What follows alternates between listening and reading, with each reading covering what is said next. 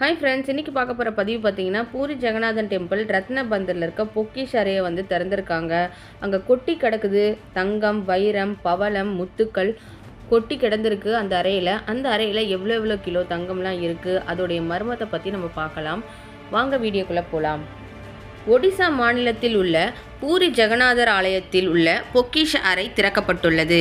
இதன் மூலம் பொக்கிஷ அறை குறித்து மர்மம் விலகுமா என்ற கேள்வி எழுந்துள்ளது.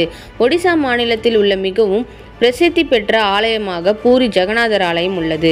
அங்கு நகைகள் உள்ளிட்டவைகளை வைக்கும் பொக்கிஷ அறையின் சாவியானது காணாமல் போனதாக கூறப்படுகிறது.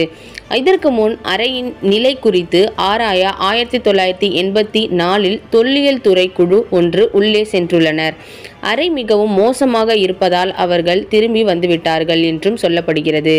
மேலும் பொக்கிஷ அறை உள்ள பாம்புகள் போன்ற ஆபத்தான பூச்சிகள் சூழ்ந்து அந்த பெட்டிகளை பாதுகாப்பதாகவும் தகவல்கள் உள்ளன. இந்த அறையை கடைசியாக 1985 திறக்கப்பட்டதாக சொல்லப்படுகிறது.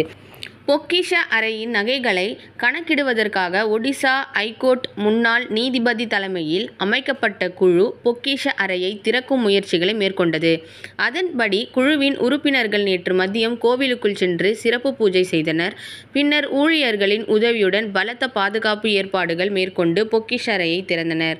ஒடிசா பத்திரிகையில் வெளியாகி உள்ள செய்திகள் அடிப்படையில் பார்க்கும்போது இங்கு மொத்தம் 2 அறைகள் உள்ளன. பிதர்பந்தர் என்பது உள் கருவூல அறையாகும். பஹார் என்பது வெளிப்புற கருவூலமாகும். பொக்கிஷ அறையில் 128 கிலோ தங்கம், 221 கிலோ வெள்ளிப் பொருட்கள் இருப்பதாக சொல்லப்படுகிறது. ஒடிசா மன்னர் கோவிலுக்கு நகைகள் தயாரிப்பதற்காக நன்கொடையாக கொடுத்த மத்தாசு தங்கம். இதில் வெளிப்புற கருவூல அறையில் 11.34 கிராம் எடையுள்ள 3 தங்க நெக்லஸ் உள்ளன. 74 தங்க ஆபரணங்கள். உள் கருவூல அறையில் 74 தங்க ஆபரணங்கள், வைரம், பவளம், முத்துக்களால் அலங்கரிக்கப்பட்ட தட்டுக்கள், நகைகள் உள்ளன. இதில் தங்கம், வைரம், பவளம், முத்துக்களால் அலங்கரிக்கப்பட்ட தட்டுக்கள், நகைகள் இடம்பெற்றுள்ளன. மேலும் 140க்கும் மேற்பட்ட வெள்ளி நகைகள் இருப்பதாகவும் சொல்லப்படுகிறது. பொக்கிஷ அறையில் உள்ள 2 பகுதிகளில் உள்ள பெட்டிகளில் உள்ள நகைகளை கணக்கெடுக்கும் பணி விரைவில் தொடங்கும் என எதிர்பார்க்கப்படுகிறது. கடந்த முறை கணக்கெடுப்பு நடத்தும் பொழுது நகைகளை எண்ணி மதிப்பீடு செய்ய 70 நாட்கள் ஆனதாக சொல்லப்படுகிறது.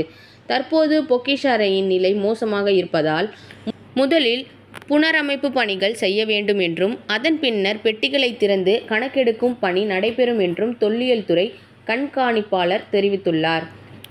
மேலும் பொக்கிஷ அறையில் உள்ள ஆபரணங்கள் மற்றும் இதர மதிப்புமிக்க பொருட்கள் அனைத்தும் பாதுகாப்பு நிறைந்து வேறு ஒரு அறைக்கு மாற்றப்படும். அங்கு CCTV கேமராக்கள் பொருத்தப்பட்டிருக்கும் என்று அவர் கூறினார். கிட்டத்தட்ட 46 ஆண்டுகள் கழித்து பூரி ஜெகநாதர் டெம்பிளில் இருக்க பொக்கிஷ அறையை திறந்திருக்காங்க. எவ்வளோ வைரம், வைடூரியம், தங்க நகைகள்லாம் வந்து கணக்கெடுக்க போகிறாங்க. இந்த பதிவு வந்து உங்களுக்கு பிடிச்சிருந்தா லைக், ஷேர் அண்ட் சப்ஸ்கிரைப் பண்ணுங்கள். இது தெரியாதவங்களுக்கு வந்து நீங்கள் ஷேர் பண்ணுங்கள். இப்போ தான் நம்ம சேனலை ஃபஸ்ட் டைம் பார்க்குறீங்கன்னா சப்ஸ்கிரைப் பண்ணிக்கோங்க. பக்கத்தில் இருக்க ஆல் ஆப்ஷன்ஸ் பட்டனை கிளிக் பண்ணிக்கோங்க. அப்போ தான் நான் போடுற வீடியோஸ் உங்களுக்கு உடனுக்குடன் நோட்டிஃபிகேஷன் வரும். இதே மாதிரி வேறொரு இன்ட்ரெஸ்டிங்கான பதிவுடன் வந்து உங்களை மீட் பண்ணுறேன். அது வரைக்கும் நன்றி, வணக்கம்.